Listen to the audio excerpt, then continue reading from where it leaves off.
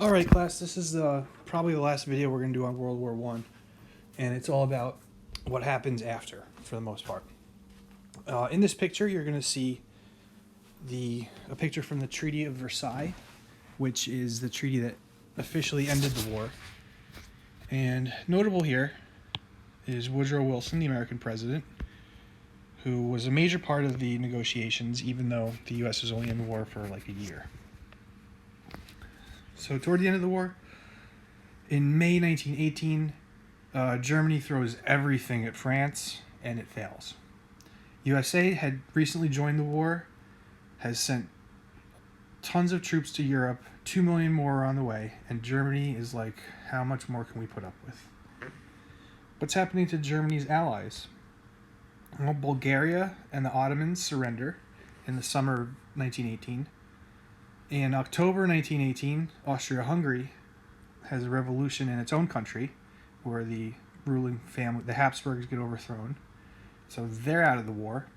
So in November 1918, it's just Germany left for the Central Powers. Kaiser Wilhelm steps down.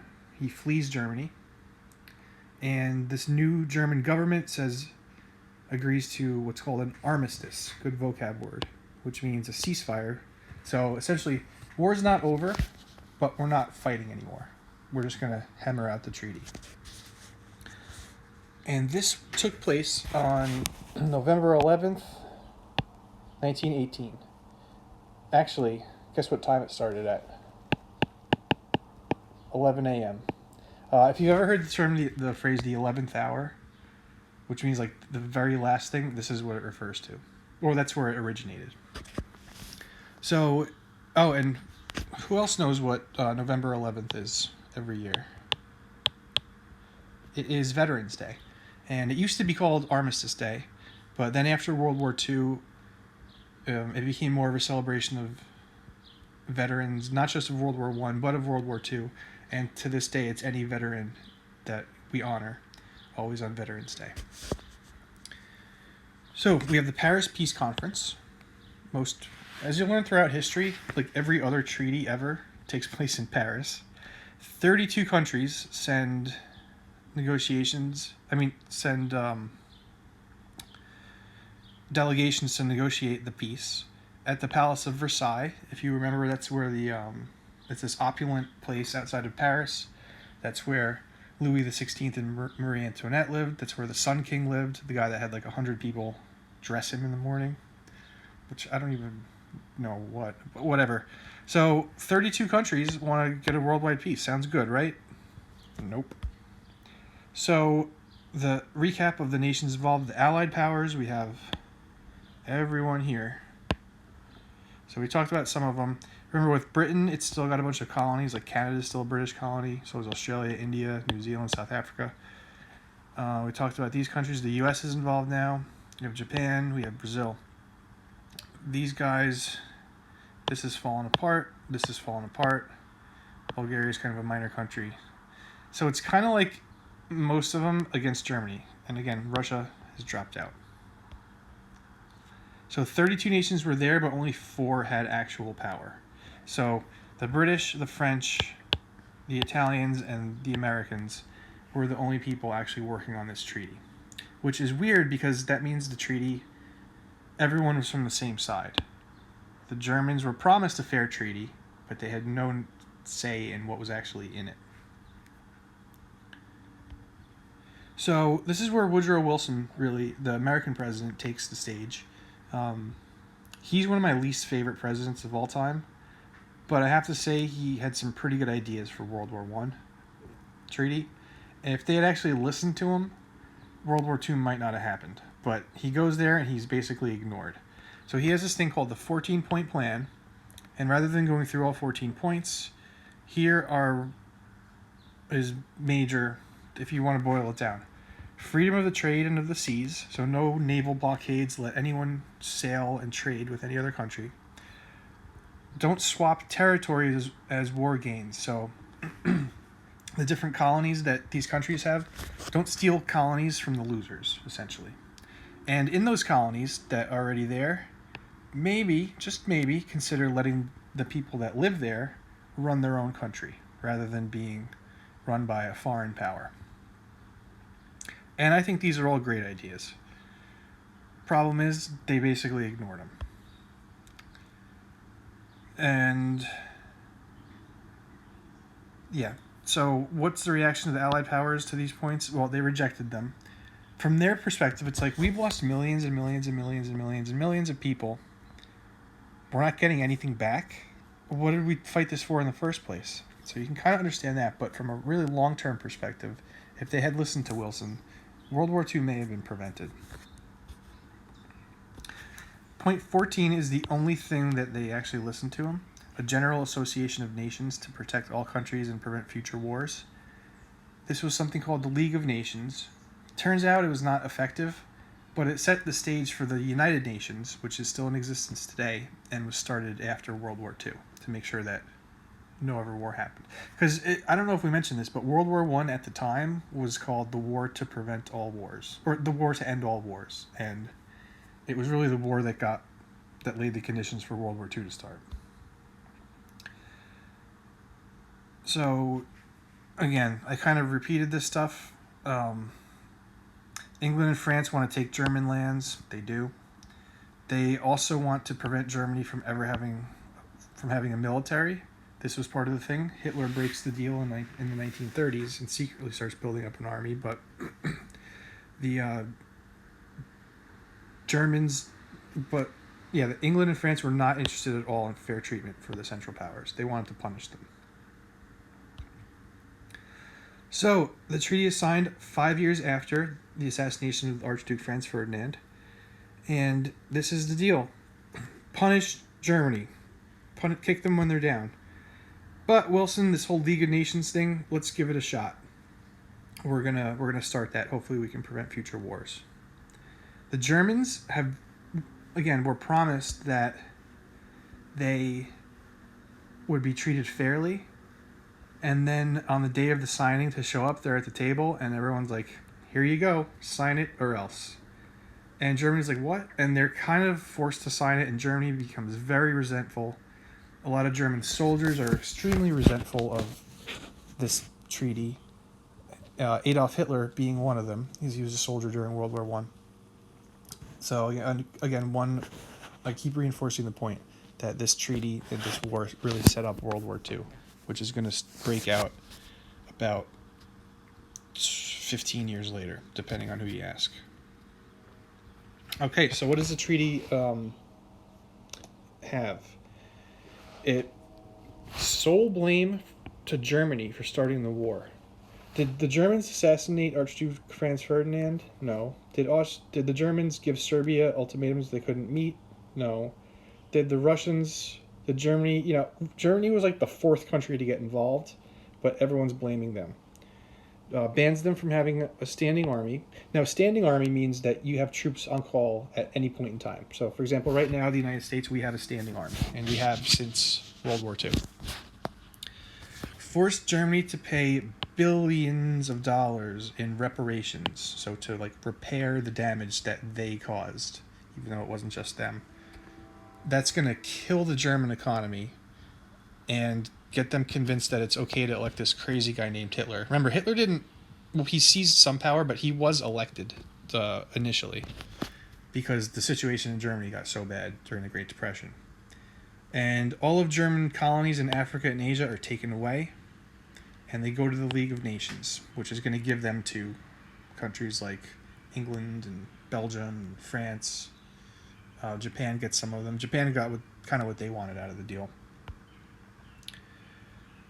And yeah, all these, so not just Germany, but these other countries got lands taken from them.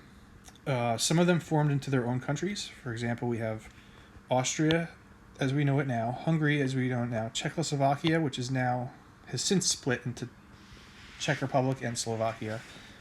Poland becomes a country again. It had been a country, a kingdom beforehand, but now it's back on the map. Turkey is now a country, from the remnants of the Ottoman Empire. And Yugoslavia, all those Balkan states that wanted independence, they joined together to form Yugoslavia, which then broke up in the 1990s and now is back to a bunch of little countries. So if we take a look at a map of Europe before World War I started, just take a look right now at Germany, take a look at Austria-Hungary, and take a look at the Balkans, which again are down here. Now, let's see what the map of Europe looks like after. Whoa, big change. So, as you can see, the Balkan countries form into Yugoslavia. Let's see if I can go back. Okay, Germany, which is like really a lot bigger. It's still big, but Poland is its own country, and since Russia didn't have any say in the negotiations, this used to be part of Russian territory too. And then the Austro-Hungarian Empire basically used to be like this, and now it's split up into different countries. And we don't have the Ottomans anymore. Turkey becomes a country. Okay, moving on. The Ottoman Empire is destroyed. So if we look at it to the left, those are its borders in 1914. By 1922, it does not exist. And we have new countries forming in it, such as Palestine and Iraq, Kuwait, Syria, Lebanon, different areas of what's going to become Saudi Arabia. We have Yemen, etc., etc. And these lines were drawn up by the British and the French in what's called the Sykes-Picot Treaty, where even before the war ended, they're like, let's divide up the Middle East because we know we're going to conquer the Ottomans. Britain, you're going to take over this stuff. France, you're going to take over this stuff. And then later they got their independence, all these countries. So much so that ISIS, as you may know, was this... A couple years ago, it was like the scariest terrorist group ever. In the last 2 years, though, the U.S. has pretty much wiped out ISIS. But I remember watching a documentary of them, and this guy's screaming in Arabic about how they're going to take revenge, blah, blah, blah, blah, blah, blah, Sykes-Picot, blah, blah, blah. So, like, they knew this because the Sykes-Picot Treaty just drew arbitrary lines in the Middle East, not representing different ethnic or tribal groups. Sort of like how, if we remember back to imperialism, the Europeans drew these lines through Africa, which did not represent the borders of the different kingdoms or peoples or tribal groups there. So the same thing that happened in Africa with the lines is going to happen in the Middle East. The German reparations, they were charged $31 billion for the war. That, if we take inflation into account, that would be the equivalent of $568 billion in today's money. It took them until 2000, I'm not joking, until 2010 to finally pay back all of the reparations. So that is 90 years it took them making payments every single year. Well, except during World War II. But 90 years of making payments. Germany was just destroyed. They couldn't get back on their feet. Inflation was out of control to the point where people would, instead of firewood, they would dump cash into the fireplace and burn it, because a wheelbarrow full of German money was not enough to buy a few pieces of wood. This is how devastated the German economy was. So they're in a desperate situation, and that kind of leads them to elect Adolf Hitler 15 years later. It's one of the reasons. Treatment of Germany. Okay. The Allied leaders had three choices when it comes to treat Germany. What are they? Destroy them.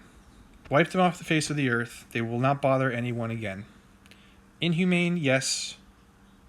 Effective, yes. Make peace with them. Follow Wilson's 14 points. Turn an enemy into a friend. So these two can guarantee that Germany will never attack again. This is awful, evil. This is nice. This is what they should have done. What did they do? They kicked the Germans when they're down. And this is the one option that guarantees that the Germans are going to be mad and they're going to come back and start another war at some point in the future. And that's exactly what happened.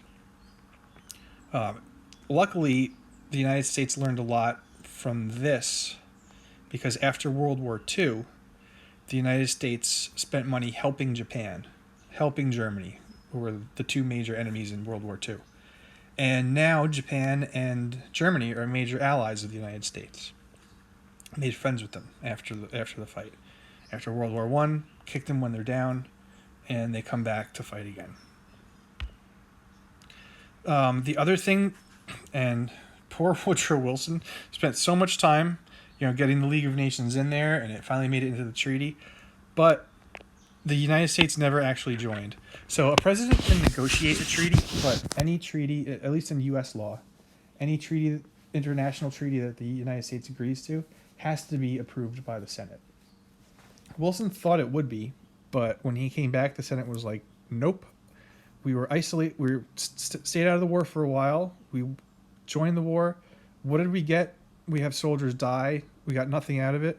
We're not joining any organization in Europe that, is going to tell us what to do. Tell us whether we have to maybe attack someone, or if we can't attack. We're keeping the decisions for ourselves.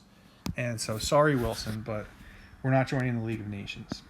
Wilson goes all over the country trying to get public support for it, and to the point where he's exhausting himself. He has a stroke in Colorado in 1919, and he pretty much was bedridden for the rest of his presidency. In fact, funny story, I know I'm making this video way too long, but hey, Edith Wilson, who was his wife, many people consider her, like, unofficially the first female president of the United States, because while Woodrow Wilson was in bed, like half conscious half the time, she would only allow the doctor in. Anytime legislation came in for the president's signature, she'd kind of like open up the door, like not too much, and be like, "What do you have? Oh, something for the president to sign? I'll take it. I'll show it to him." Boom, shut door. And many believe she forged his signature a lot. And so, in effect, she was like acting as the president of the United States, Edith Wilson. So again, the U.S. Senate rejects the League of Nations, doesn't join. League of Nations becomes very ineffective without American involvement. We're going to see that in the build-up to World War II. Here's a political cartoon where, if you know anything about how an arch is built, the keystone is the most important point. And without the keystone, the thing is going to fall apart. This keeps everything together. Here, the keystone is the USA, but Uncle Sam is saying, nope, not joining. So the League of Nations is doomed to fail. And this was a cartoon at the time. People kind of understood what was going on. So what kind of soldiers are these? Well, we can tell from the pointy hats that they are German, including the accent too. Well, it didn't pay. Now that kind of got British. Well, it didn't pay. That was bad too. Not this time. What does this mean? Whoops. It's a prediction that there will be a World War II. And this political cartoon was drawn right after the Treaty of Versailles was signed. And everyone kind of knew Germany's going to come back. Not this time means there's going to be another time where Germany's going to try to conquer all of Europe. And again, that's World War II. So, a debrief. Not a good experience at all. You have 38 million deaths. And again, many of them were by using outdated military techniques. People marching into machine gun fire, the terrible conditions in the trenches. You also, as if it couldn't get any worse, this giant war going on, you had something called the Spanish flu, which you may have heard about, which, just think of coronavirus if it was deadlier and no one knew anything about quarantining, and you're in the trenches with soldiers who have it, like you're packed together. It wiped out tons of people. The survivors were like mentally scarred. Remember how it started. It didn't really need to happen. We have chemical warfare, trench warfare, total war. We kind of skipped over this before, but total war is like, I'm not just going to take this, beat the soldiers. I'm going to burn down the village. So we have got a lot of that going on. And again, it was called the War to End All Wars, but all it did was get Germany angry, and they later elected Hitler and led to World War II. All right, folks, that is it for World War I in a nutshell. And I'll see you for our next class on the 29th. And we will start World War II. Okay, enjoy.